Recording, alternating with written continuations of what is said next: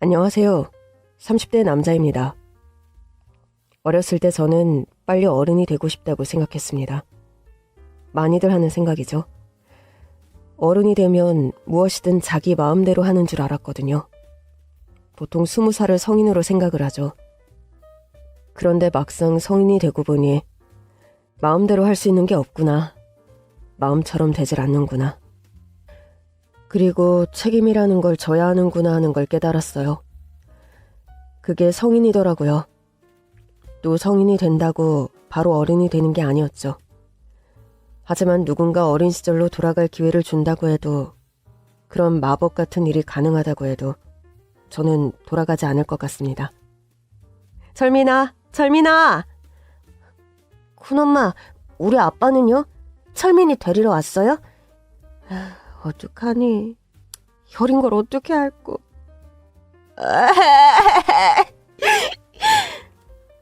아유, 왜 우냐? 뭘 알고 우는 거야? 큰일 났네. 아유, 어떡해 이런 일이.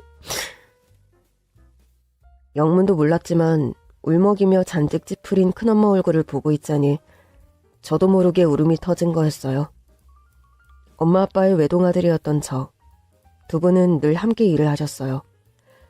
어렸던 저를 큰엄마 집에 맡겨두고 추운 겨울이었던 어느 날 두 분은 가게 문을 닫고 저를 데리러 가던 길 차 사고를 당했고 나란히 하늘나라로 떠나셨습니다.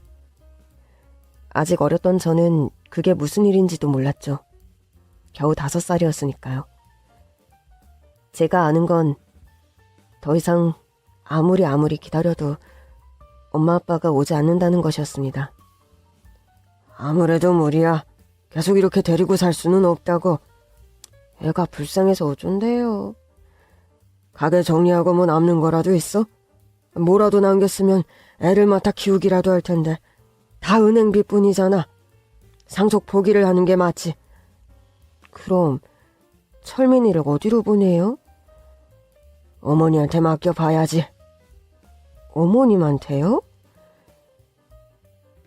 엄마 아빠가 나란히 세상을 떠나신 뒤 얼마 즈음은 평소에도 저를 돌봐주던 큰엄마 집에서 지냈습니다. 그런데 두 분도 형편이 넉넉하진 않으셨던 것 같아요. 저는 곧 할머니 댁으로 옮겨졌죠. 할머니는 연세도 많으시고 건강도 좋지 않아 혼자 사셨는데 가끔 보면 저를 예뻐해 주셨는데 아무래도 매일 보는 건 힘에 부치셨나 봅니다. 철민아, 네 앞으로 어떻게 하노? 할머니가 있잖아요. 이 할미 다 늙어가 힘이 딸린다 카이. 몸이라도 성하면 내 어떻게든 해볼라 했는디. 에휴, 세상 나쁜 놈들이 천지 삐까리 깔렸는데. 아니 뭐 한다고 그리 열심히 사는 젊은 아들을 데려갔노. 하늘도 참 무심하대. 제가 기억하는 할머니의 모습은 한결같았습니다. 밤마다 저희 엄마 아빠 사진을 쓰다듬으며 한탄을 하셨죠. 할머니 집에서 몇 개월을 지냈어요. 그런데 건강이 좋지 않으셨던 할머니와 계속 함께 지내지 못했습니다. 큰아버지가 저희 이모한테 연락을 했어요. 기차를 타고 멀리 이모가 있는 곳으로 갔죠. 너 왜 집에 안 가? 형아, 이제 나 여기서 같이 산다고 했는데. 왜? 여긴 우리 집인데? 이모랑 이모부 안 온대? 멀리 여행을 떠났대. 어디로? 저기 멀리 하늘나라로. 너는 왜 같이 안 갔어? 진짜 왜 나만 두고 갔을까? 이모네 집에는 이모 아들이 있었죠. 1살 터울이라 형제같이 지내는 건가 했는데 역시나 늘 그놈의 형편이 문제였나 봅니다.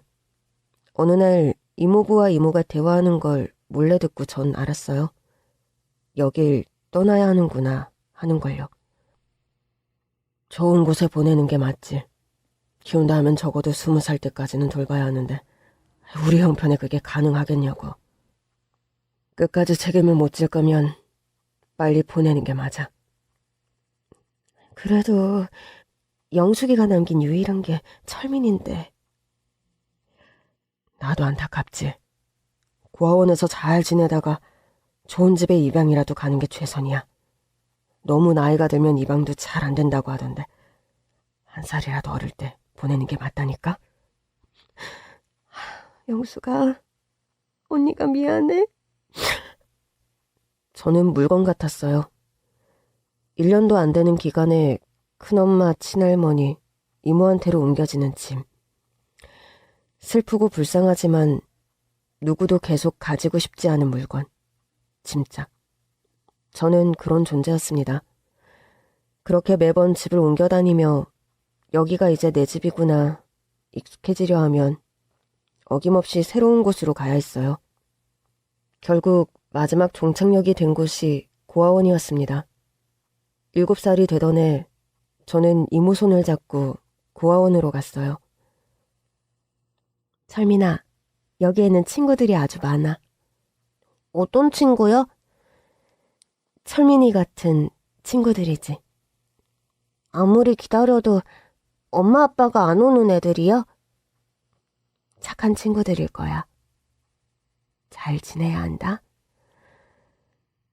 원장님 손에 저를 맡긴 뒤 이모는 한 번도 뒤를 돌아보지 않고 고아원 문을 나섰습니다.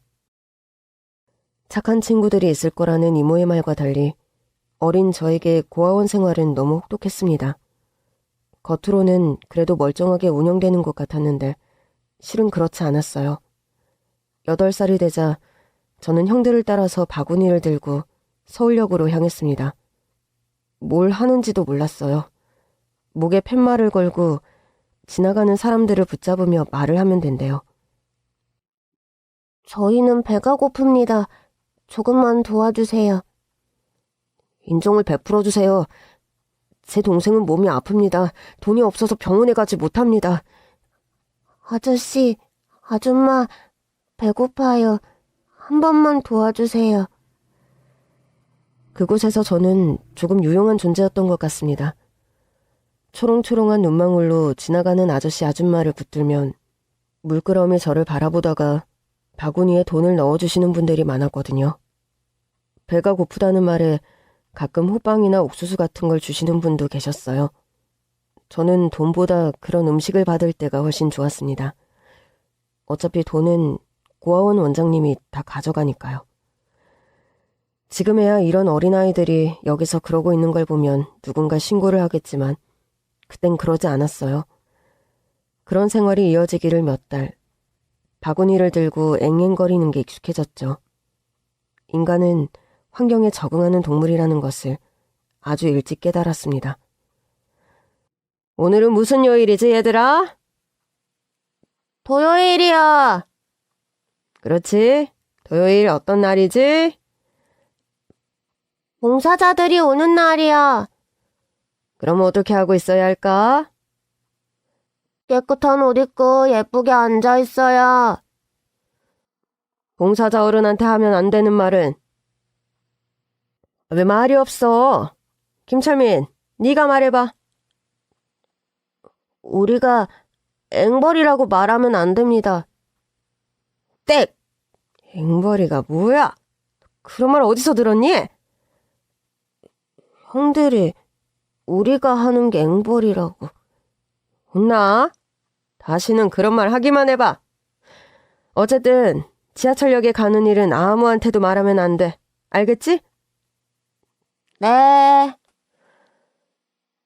모든 아이들이 그렇듯 저도 토요일, 그러니까 주말을 가장 좋아했습니다. 먼저 토요일엔 역에 나가지 않았고 자원봉사자 이모 삼촌들이 봉사활동을 하러 고아원에 오는 날이었거든요. 그날은 맛있는 것도 먹고 이모 삼촌들이랑 즐겁게 노는 날이었죠. 안녕? 너 이름이 뭐야? 철민이요. 김철민. 네가 철민이구나. 저를 아세요? 아니. 저는 아줌마 처음 보는데요. 나도 그렇단다. 5월에 따스한 주말, 처음 보는 아주머니가 고아원에 봉사활동을 왔어요. 저뿐만 아니라 모든 아이들을 좋아하는 아주머니 같았어요.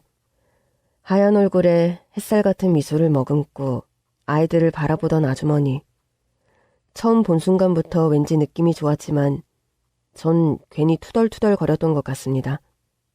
어차피 몇 시간 있다가 금방 갈 사람이었으니까요. 또 봉사를 꾸준히 하는 사람들도 있었지만 일회성 봉사도 많았거든요. 온 세상을 다 줄 것처럼 안아주고 놀아주고 품어주다가도 다시 못 보는 사람이 많았었죠. 그 아줌마도 그러겠거니 생각했어요. 철민아, 우리 색종이 접기 할래? 뭐 만드는데요? 뭐든 만들 수 있지. 하늘 높이 나는 비행기, 바다를 떠다니는 배, 봄이 오는 소식을 알리는 예쁜 꽃까지. 뭐 만들고 싶어? 아줌마가 가르쳐 줄게. 비행기요. 그래? 비행기를 실제로 본 적은 없어요. 그런데 하늘을 날면 멀리 갈 수 있는 거잖아요. 철민이는 하늘을 날고 싶구나? 네, 엄마 아빠가 하늘로 멀리 여행을 떠났다고 했거든요. 비행기를 타고 하늘에 가까워지면 엄마 아빠를 볼 수 있을 것 같아서요. 아줌마는 그 말을 잠시 멈칫했지만 이내 미소를 지으며 제 머리를 쓰다듬어 주었습니다. 비행기를 만들어 운동장에 날리고 하늘 가까이는커녕 얼마 못 가다 바닥으로 곤두박질 치는 비행기였지만 저는 비행기를 접어 날리는 게 좋았어요. 자, 이제 봉사활동을 마치겠습니다. 여러분 오늘도 너무 수고하셨고 저희 꿈꾸는 집을 찾아주셔서 감사합니다. 봉사시간 기록 필요하신 분들은 사무실로 따라오세요. 아줌마, 응?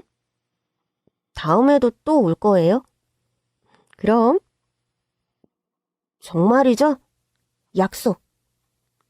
약속.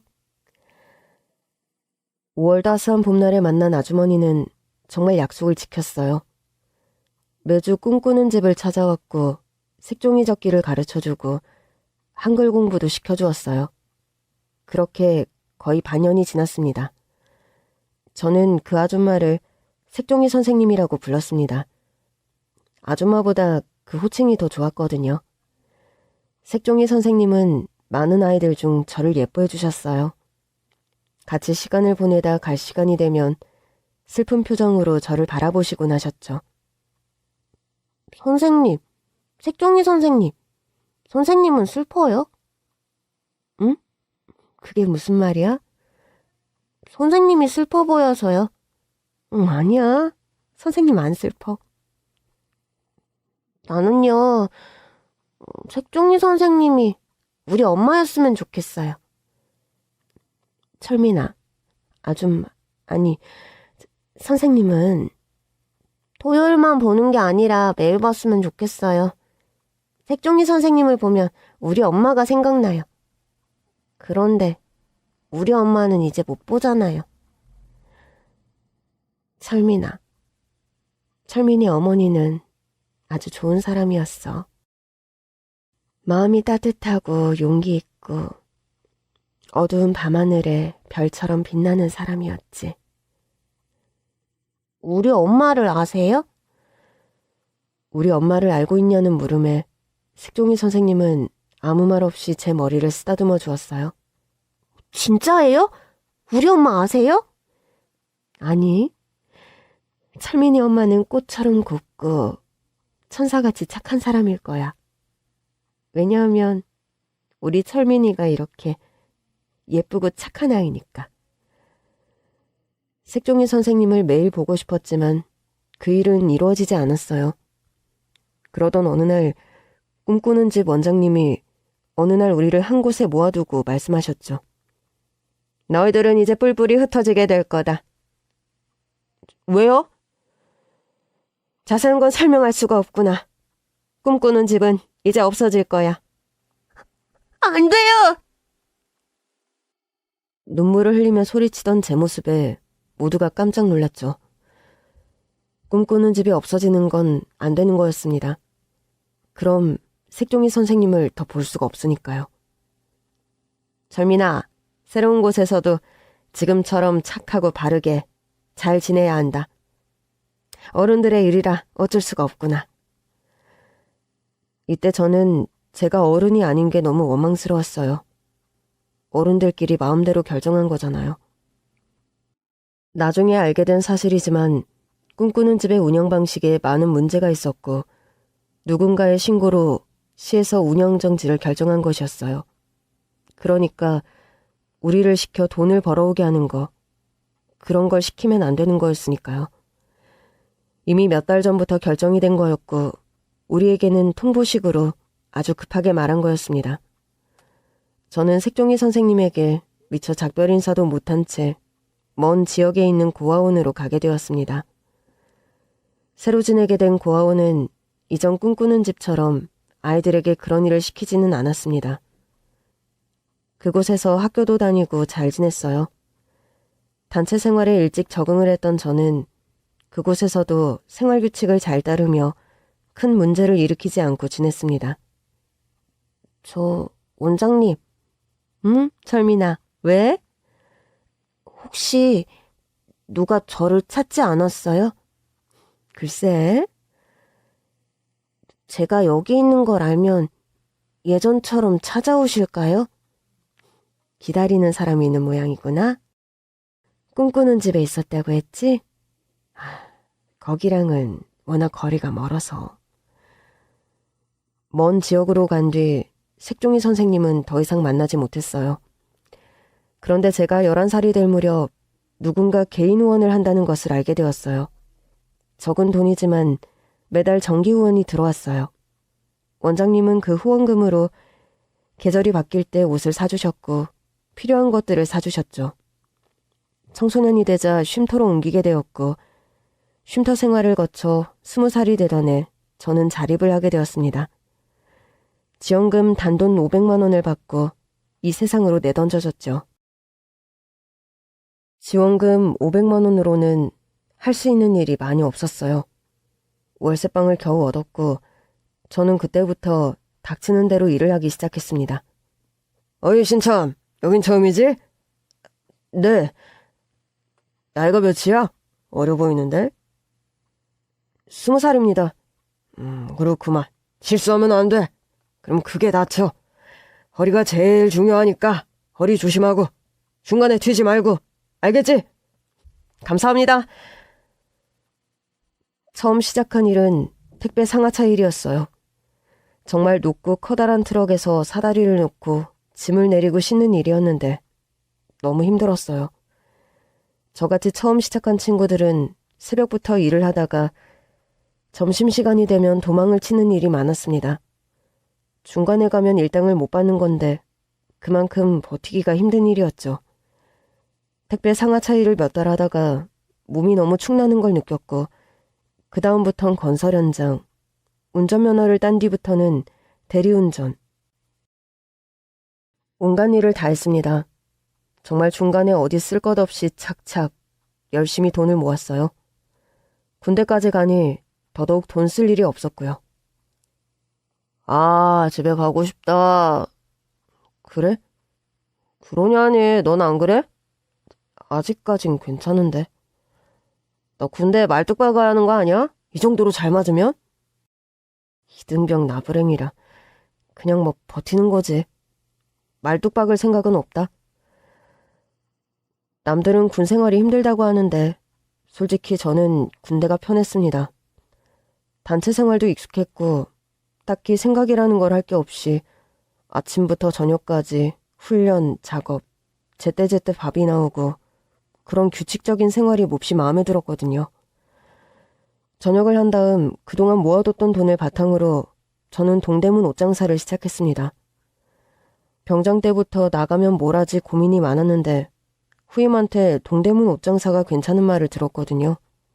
무작정 뛰어들었고 처음 1년 동안은 힘들었지만 어느 정도 적응을 하자 슬슬 벌이가 괜찮게 되더라고요.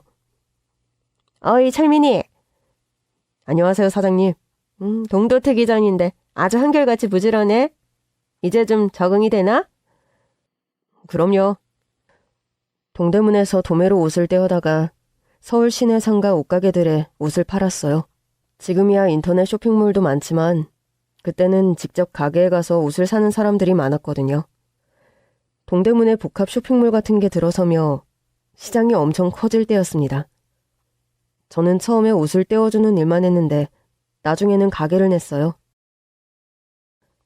상권 좋은 지하상가형 가게가 잘 돼서 하나씩 열게 된 게 체인점이 되었고, 차차 인터넷 쇼핑몰이 생길 때쯤엔 동대문에서 도매로 자리를 잡았기에 반대로 여러 쇼핑몰들에서 제 사업장에서 옷을 떼어갔죠.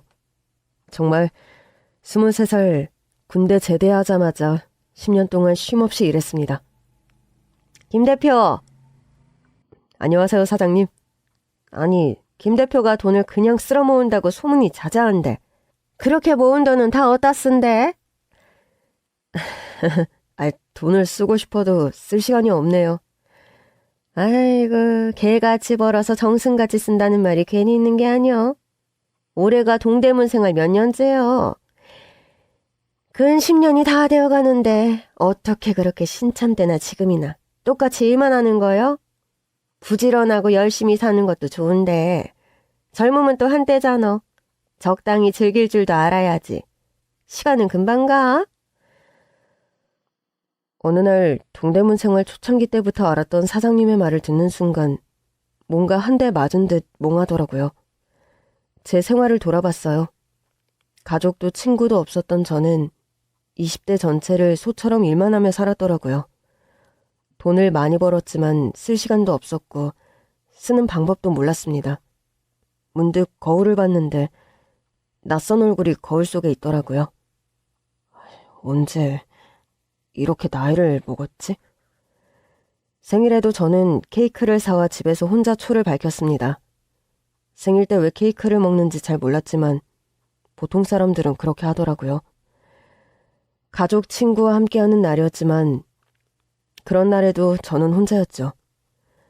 거울을 자세히 들여다봤더니 푸석푸석해진 피부, 넓어진 모공, 기미 이런 게 많이 보이더라고요. 나이에 비해 늙어 보인다는 생각도 들었고 관리가 필요하다는 생각이 들었습니다. 어서 오세요. 여기 처음 방문이세요? 네. 여기 성함이랑 주민번호, 연락처 적어주시고 잠시 대기해주세요. 그렇게 찾은 곳이 피부과였습니다. 요즘에야 남자들도 피부 관리를 받는 게 일상적이라 다들 많이 가시던데 몇 년 전만 해도 그렇지 않았거든요. 여자들만 허용된 공간에 발을 들여놓는 것 같은 그런 느낌이었어요. 상담실장이라는 사람과 짧게 상담을 하고 곧 피부과 의사 선생님을 만나게 되었습니다. 어서 오세요. 안녕하세요. 네, 김철민 씨. 간단하게 상담은 받으셨죠? 네, 이거저거 말씀을 많이 해주셨는데 뭘 어떻게 해야 할지.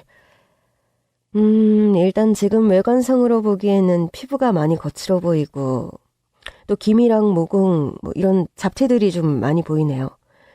레이저랑 여러 치료를 통해 개선할 수 있습니다. 피부과는 처음이세요? 네. 잘 오셨어요. 피부과를 찾은 환자들도 거의 다 여자인데 의사까지 여자 선생님이셨어요.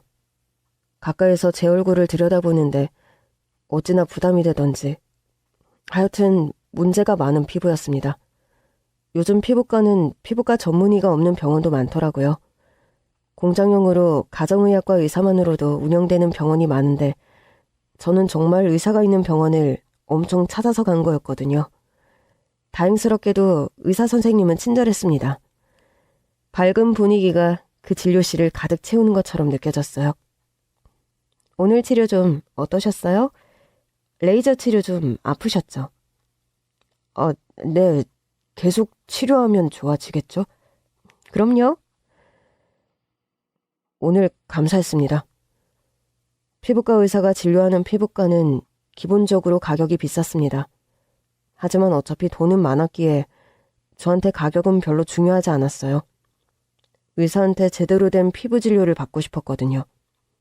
첫 치료를 마친 뒤 그 자리에서 10회의 관리를 결제했습니다.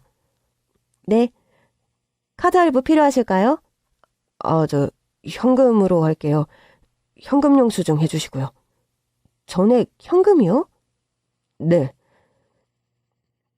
직원은 좀 놀란 듯 했죠. 아무튼 그렇게 피부과 결제를 마친 뒤 치료 주기에 맞춰 병원을 계속 찾았습니다. 5회차 정도 치료를 받았을 때쯤 처음으로 의사와 개인적인 이야기를 나누게 되었어요. 실례지만 어떤 일을 하시는지 여쭤봐도 될까요?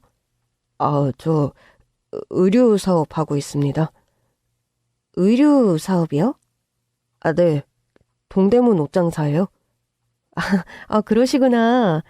어쩐지 패션 센스가 훌륭하시다고 생각했어요. 그래요? 제가 크게 신경을 쓰지 않아서. 아니요. 잘 어울리는 옷을 아시는 것 같아요. 자연스럽네요. 감사합니다. 늘 감사해요. 요즘 거울 봐도 피부결도 많이 정돈된 것 같고 잘 케어해 주신 덕분인 것 같습니다. 한번 관리할 때 전체적으로 해주면 효과도 오래가고 괜찮을 거예요. 요즘 남자분들도 피부과 많이 찾으시거든요. 그렇군요. 처음 왔을 때 솔직히 좀 당황스러웠거든요. 금기의 구역에 온 것만 같은 느낌이 들어서요. 금기구역이라니 정말 재밌네요. 시덥잖은 농담에도 웃어주던 의사. 어느새 피부과에 가는 날이 기다려지더라고요. 그렇게 치료를 받다가 10회차 마지막 치료를 하는 날이 되었습니다. 사실 처음보다 많이 좋아져서 더 이상의 추가 치료는 필요가 없었죠. 마지막 치료를 끝냈는데 굉장히 아쉬운 마음이 드는 거예요. 제 인생 처음으로, 정말 처음으로 용기를 냈습니다. 저 선생님, 사실 오늘 치료가 마지막입니다. 그러게요. 그동안 너무 고생 많으셨어요. 피부 많이 좋아지셨고 더 젊어진 것 같은데요? 20대처럼 보여요. 선생님 치료 덕분이죠. 혹시 제가 추가로 뭐 더 관리 받아야 할 건 없을까요? 더 필요한 건 없는 것 같은데요? 그냥 케어라도, 팩이라도. 뭐가 부족하다고 생각하시나요? 네, 부족해요. 네? 뭐가요? 의사인 제가 봤을 때는 당분간은 선생님과의 만남이, 물론 병원에서 진료 때 본 게 전부지만 그 만남이 부족합니다. 네?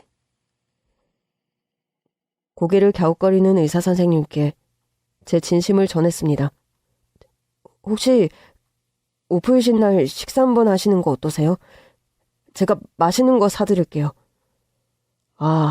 다시 생각해도 너무 촌스러운 멘트였던 것 같아요. 잠시 저를 바라보던 피부과 의사 선생님은 종이에 무언가를 적어 저에게 건네주었습니다. 여기 제 연락처예요. 제가 다음 진료가 있어서. 네? 네네. 감사합니다. 좋은 기분을 숨기지 못한 채 한껏 들떠 진료실을 나왔는데 그 다음부터 메시지로 연락을 했죠. 음식은 뭘 좋아하는지 호텔 디너 이런 걸 떠올렸는데 처음부터 이러면 너무 부담스러운가 싶었어요. 고급 레스토랑을 막 알아보고 있을 때였습니다. 의사 선생님으로부터 연락이 왔죠. 저 돼지 껍데기 먹고 싶어요. 어떠세요? 돼지 껍데기요? 잘하는 곳 압니다. 어디로 가면 될까요? 동대문에 진짜 돼지 껍데기 맛있게 하는 포장마차가 있거든요. 네, 거기서 만나요. 레스토랑을 실컷 알아봤는데 돼지 껍데기라니. 정말 이런 곳에서 저녁을 먹어도 되나 이런저런 생각을 하며 껍데기집으로 달려갔죠. 거의 같은 시간에 도착을 했습니다. 돼지 껍데기가 콜라겐이잖아요?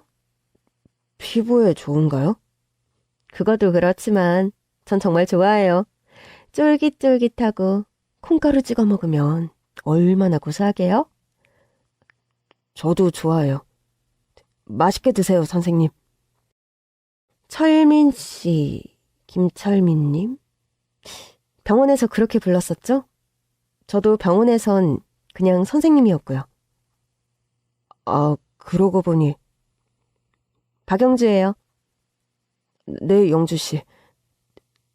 영주씨라고 불러도 될까요? 그럼요. 가볍게 한잔하고 돼지 껍데기를 먹고 산책을 했습니다. 대화를 많이 나눴어요. 말이 잘 통한다는 것은 예전부터 알고 있었지만 밖에서 만나 이야기하는 건 틀리더라고요. 그렇게 몇 개월 동안 자주 만나 데이트를 했습니다. 너무 좋은 사람이었어요. 그런데 만남이 거듭될수록 마음이 점점 무거워지더라고요. 계속 만나도 되는 걸까 하는 생각이요. 가벼운 마음으로 만나는 건 절대 아니었어요. 하지만 차이가 많이 걱정이 되었습니다. 만난 지 1년이 다 되어갈 무렵 영주씨가 조심스레 말을 하더라고요. 집에서 챙겨 먹는 거 거의 없죠? 영양 불균형이고 그래도 하루에 한 끼는 밥다운 밥을 먹어야죠. 점심 한 끼 잘 챙겨 먹고 있어요. 그건 밖에서 먹는 거잖아요. 집에서 너무 대충 먹잖아. 그런가? 저 철민 씨 가벼운 마음으로 만나는 거 아니에요. 영주 씨, 그건 나도 마찬가지예요. 나와의 미래를 생각해요? 그럼요. 많이 생각했어요. 자주 생각하고요. 그런 말이 없었잖아요.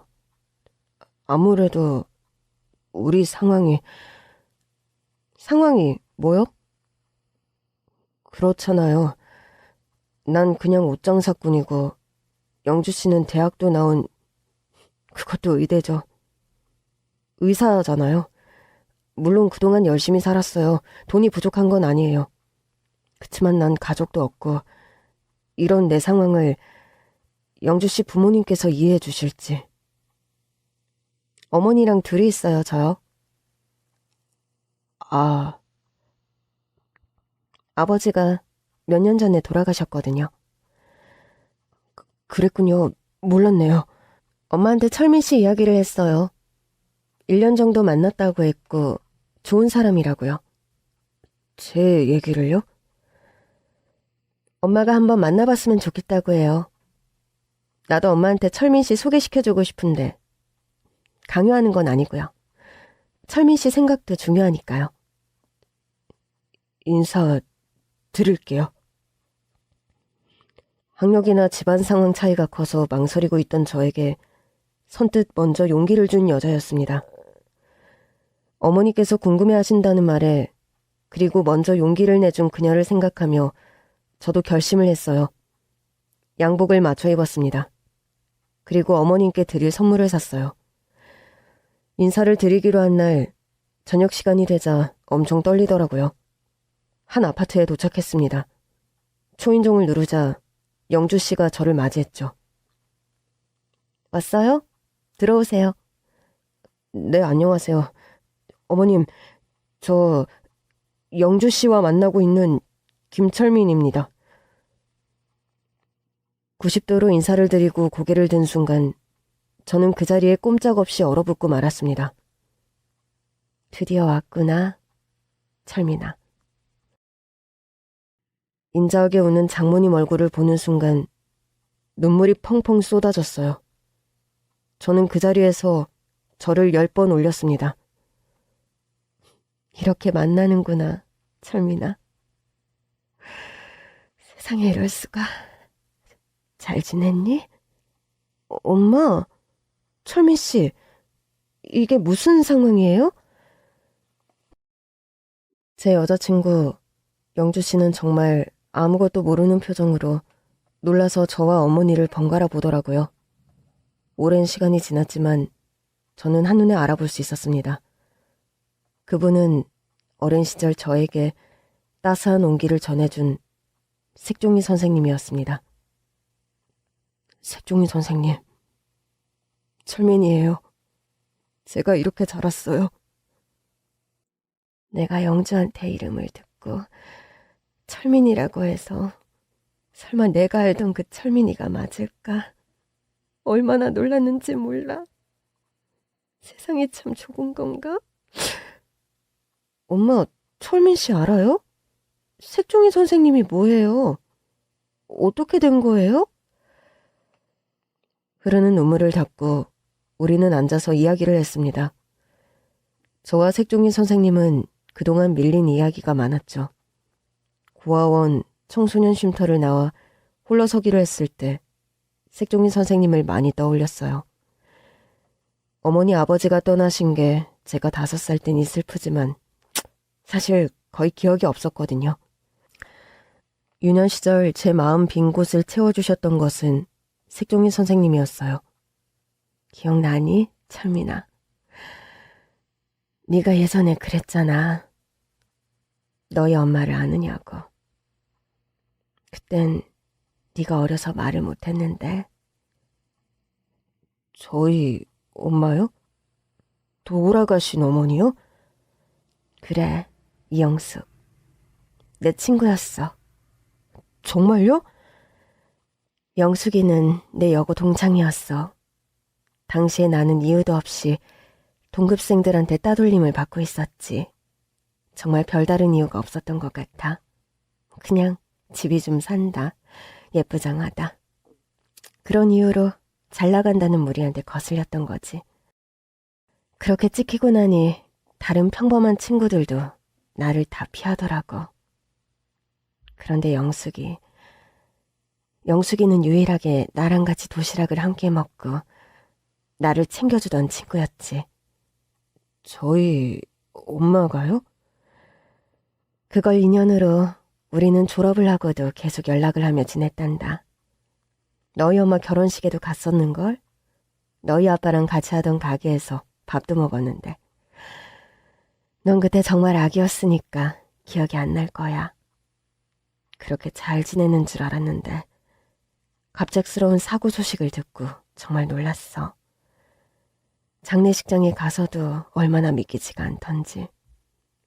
영정사진 속에서 환하게 웃는 모습이 너무 이상하게 느껴졌어.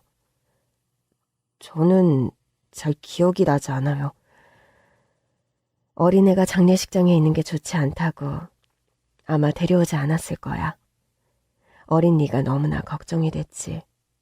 그래서 너희 이모한테 연락을 해보니 친가 쪽에서 너를 맡아주셨다고 하더구나.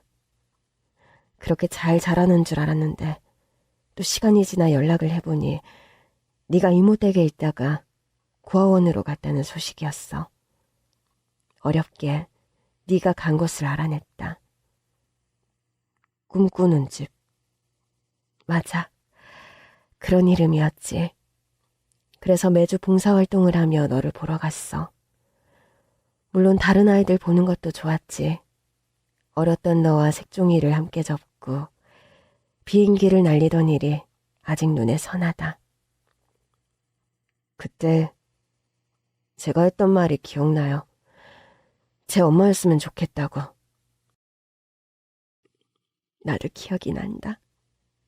그 말을 듣고 정말 한참을 고민했어.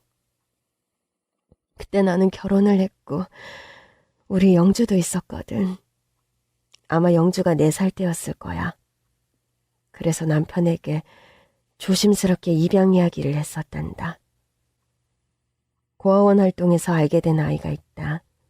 너무 착하고 예쁜 아이다. 그치만 남편은 8살이면 알 걸 다 아는 아이라며 양부모라는 걸 알면서 잘할 게 걱정이라고 했어. 또 영주한테 갑자기 오빠가 생긴다는 것도 영주가 어떻게 받아들일지 몰랐었지. 이해해요. 쉬운 결정이 아니잖아요. 남편을 설득하며 시간이 흘렀는데 꿈꾸는 집이 없어진다고 하더구나. 나중에 알았어. 거기 있는 아이들은 다 어떻게 되었는지. 뿔뿔이 흩어져 버렸죠. 제가 지방으로 가게 된 것도 그때였어요. 그 소식을 들었다. 너무 멀리 가버려서 예전처럼 주말마다 찾아갈 수가 없었어. 그거였군요. 갑자기 누군가 저한테 개인 후원을 하고 있다는 걸 들었어요. 20살이 될 때까지 돕겠다고요. 꿈꾸는 집에서 헤어질 때 인사도 못하고 그렇게밖에 하지 못한 게 너무 미안하구나. 아니에요. 정말 회색빛이었던 제 유년 시절, 색종이 선생님과 함께했던 시간이 가장 빛났었어요. 형형색색 색종이처럼요. 그 따스함, 그 기억이 없었다면 계속 힘들었을 거예요. 전 정말 몰랐어요. 그렇게 오랜 기간 저를 생각해 주셨다는 게요. 영숙이는 유일한 내 친구였는걸. 영숙이가 세상에 유일하게 남긴 게 너인데. 내가 널 끝까지 책임졌어야 했는데. 그러지 못했던 걸 용서해 주렴.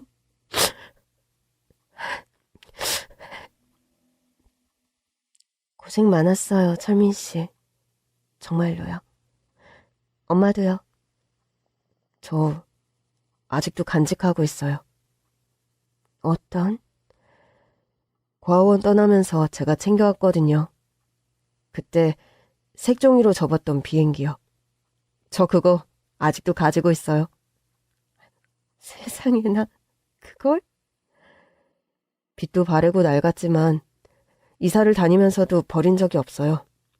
힘들 때마다 그 색종이 비행기를 꺼내보곤 했어요. 색종이 선생님이 건강하고 행복하게 지내시기를 바라면서요. 철민아, 정말 너무 고생이 많았다. 힘들었지? 그냥 앞만 보고 열심히 살았던 것 같습니다.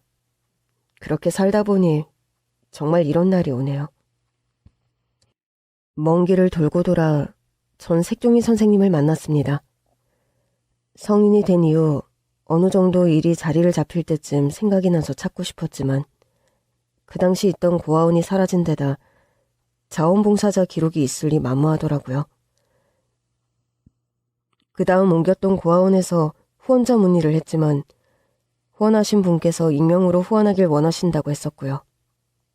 그런데 그분이 영주 씨의 어머니였습니다. 영주가 소개시켜준 사람이 있다는 이야기를 했을 때 이름을 물었지. 김철민이라고 했어. 마음이 너무 떨렸단다. 그치만 동명이인이라고 생각했어. 어떤 사람이냐고 물었을 때도 착하고 좋은 사람이라고. 부모 없이 자랐지만 너무 훌륭하고 성실한 사람이라고 하더구나. 그때도 저한테 아무 말씀 안 하셨잖아요. 그랬지, 영주야. 그 이야기를 들었을 때 정말 그 철민이가 맞는가 싶더라. 그래서 직접 만나보고 싶다고 말을 했던 거야. 저는 정말 너무 망설였어요. 영주 씨를 좋아하지만 제가 자란 상황이나 모든 게 너무 부족하게만 느껴져서요. 왜 그렇게 생각했니? 그 누구보다 열심히 살아왔잖아. 부모라는 그늘 없이 얼마나 외로웠을지, 힘들었을지. 네가 너무 자랑스럽다. 하늘에 있는 네 엄마, 우리 영숙이도 같은 마음일 거야. 제 직업 때문에도 많이 망설였다고 해요.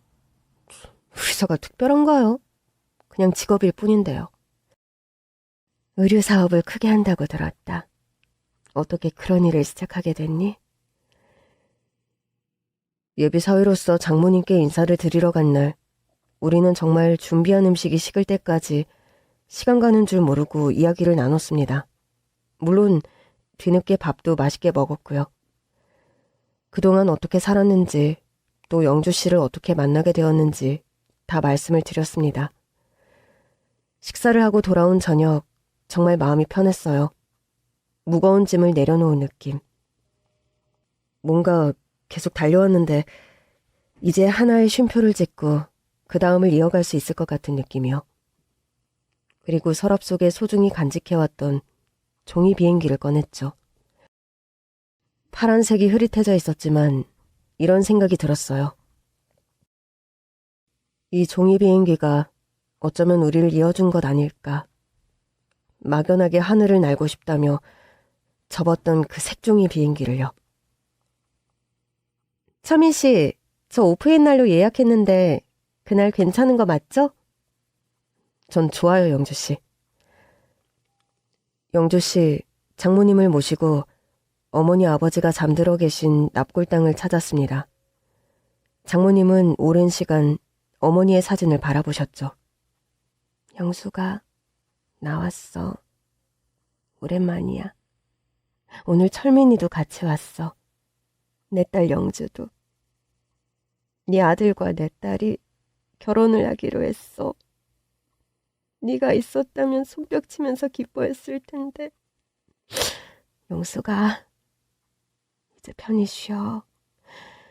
철민이, 우리 사위는 내 아들이기도 해. 아이들의 새로운 시작을 너도 축복해줬으면 좋겠다. 좋았어요. 이제 정말 편히 쉬세요. 엄마, 아버지. 납골당에 저와 장모님, 색종이 선생님이 함께 접었던 그 종이 비행기를 두고 왔습니다. 결혼을 할 때쯤이 되자 고민이 되더라고요. 그러니까 큰아버지 댁이나 이모 몇몇 친척들이 계셨었으니까요. 그런데 저를 고아원으로 보낸 뒤 그 누구도 저를 찾은 적이 없었습니다. 성인이 될 때까지요. 성인이 된 저 역시도 친척들을 따로 찾아간 적이 없었어요. 그냥 성인이 되고 나서도 불쑥 연락을 하거나 찾아가는 게 또 그분들에게는 짐처럼 느껴질까봐. 어쩌면 그런 거절이 두려웠던 것 같아요. 결혼식에 초대할 제 지인은 동대문 의류도매 사장님들이었습니다. 20대 때부터 저를 쭉 지켜본 분들이시죠.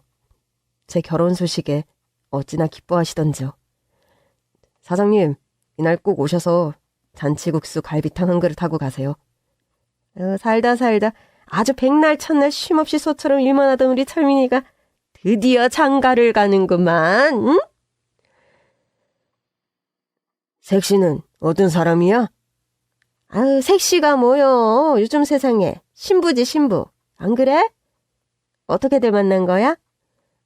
그냥 병원에 갔다가요. 이? 병원에서? 못됨시. 어디가 아팠어? 아니요, 그런 건 아니고요. 피부과요. 아이고, 얼굴에서 광이 나는 게 젊어 보인다 했더니 피부과를 그렇게 다녔구만. 그럼 뭐 병원 간호사요? 그게 피부과 의사예요. 의사?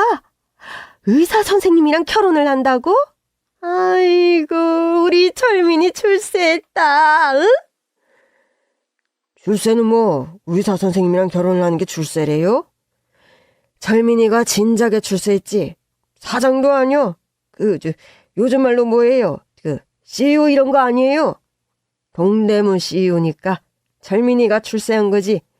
에휴, 그 말이 맞네. 맞아. 우리 다 초대하는 거예요? 그럼요. 시간 내서 와주시면 너무 기쁘고 감사합니다. 동대문 사장님들께 결혼 소식을 알릴 때 너무 기뻤네요. 하나씩 준비를 하다 보니 결혼식 날이 점점 가까워지고 있었습니다. 철민 씨, 결혼식 때 입장 말인데요. 우리 손잡고 같이 입장하는 거 어때요? 저는 좋아요. 아버지가 돌아가셔서 손잡아줄 분이 안 계셨고 저 역시도 그랬습니다. 장모님은 화촉점화를 하지 않겠다고 하셨어요. 아무래도 혼자 하는 경우는 없었으니까요. 대신 장모님은 저희 결혼식에 축사를 해주셨습니다. 인연에 대한 말씀이었죠. 너무 감사했어요. 그렇게 결혼식을 마치고 저희는 장모님 댁 근처에 집을 얻었습니다. 철민 씨, 오늘 집에 엄마 오신다는데 반찬 또 이것저것 하셨나 봐. 나도 들었어. 모시러 가겠다고 했지. 그랬더니 가까운데 그럴 필요가 없다고 하시네.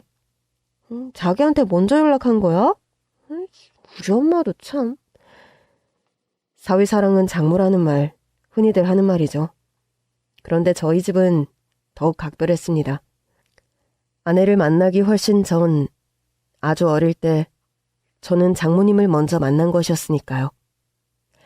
그렇게 가까이 살며 장모님은 종종 반찬을 해주셨고 저와 아내는 장모님과 많은 시간을 보냈어요. 좋은 식당에 모시고 가 함께 식사를 하고 여행을 함께 다녔죠. 만약에 말이에요. 엄마가 색종이 선생님이 아니었다면 그랬다고 해도 우리가 만날 수 있었을까요? 글쎄. 자기가 피부를 관리하기로 한 게 현명한 결정이었지. 피부과가 엄청 많았는걸? 그러게. 어쩌다가 내 병원을 오게 된 거예요? 먼저 피부과 전공의 의사가 있을 것. 이게 첫 번째였고, 다음은 이름이었어. 이름? 봄날 피부과잖아. 이름이 마음에 들었어. 난 계절 중에 봄을 가장 좋아하거든. 색종이 선생님, 장모님을 처음 뵌 것도 5월의 따스한 봄날이었거든. 봄을 정말 좋아해. 이름 때문이었다니. 그리고 멀지도 않았잖아. 병원이 너무 멀면 잘 안 가게 되더라고. 그러게요. 피부과 처음 가는 사람들은 다 강남으로 가던데 자기는 안 그랬네? 어떻게든 결국 우리는 만났잖아. 만나야 할 사람은 언젠가 만난다는 말이 진짜인가 봐. 고마워. 늘 곁에 있어줘서. 나도 고마워요. 그렇게 우리는 결혼을 하고 행복하게 살고 있습니다. 고아원에서 자란 제가 이렇게 자라 결혼을 하고 가정을 이룰 거라고는 꿈에도 생각하지 못했어요. 모든 게 신기하기도 하고 그저 감사할 뿐입니다. 신혼생활도 즐겼지만 우리 부부는 주말 하루 고아원에 봉사활동을 하기로 했습니다. 일회성이 아닌 정기봉사였어요. 먼저 제안을 한 건 아내였습니다.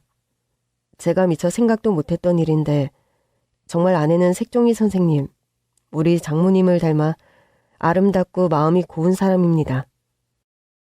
봉사활동을 통해 만난 아이들, 또 정기적으로 후원하는 아이들이 꿈을 잃지 않고 씩씩하게 자라 어른이 되기를 간절히 바랍니다. 감사합니다.